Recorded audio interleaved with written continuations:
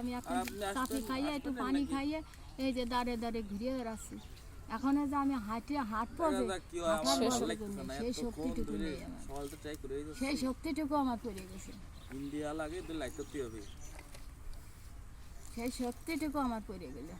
আশেপাশে তো তেমন বাড়িও না, একটা দুইটা বাড়ি, এরা এবার কতদিন আপনাকে খেতে দিবে? এই যে সব নতুন বাড়ি করেছে, এরা তো আমার পরিচিত না, আমার চিনা না, অপরিচিত মানুষ তো প্রতিদিন আপনাকে 10 জায়গাতে এসে 10 জনে বাড়ি করেছে।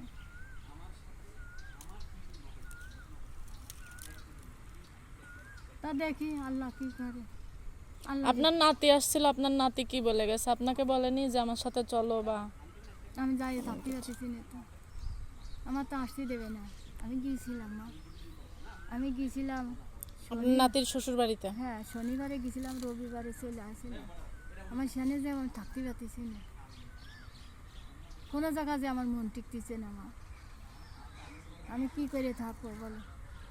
নাতি জামাই আসতে দিবি না, ওর শাওরি আসতে দিবি না, আমি তো চলে আসি। এই অবস্থায় গেছিলাম, এরকম পাগল হালে গেছি আমি, এরকম পাগল হালে কোনোদিন আমি যাইনি।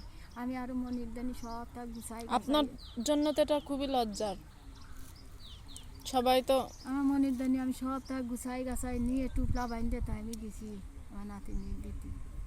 তার একটা ছেলে আছে 5 বছর বয়স, সে তারে থুয়াইছে শাওরির কাছে, সে খালি কয় এবার মা আমার নানা কোনে রে, এবার মা আমার নানা কোনে, আমার মামা কোনে, আমার মামা তো এবার আমাকে দেখতে আসবেন না, আমারে নিতে আসবেন না, ও মামা ওবার মা আমার একটা জামা প্যান্ট কিনে দিবেন না, আমার নানা দই কিনে খায় তো, আমার নানা মিষ্টি কিনে দিছে, আমার জামা কাপড় দিছে।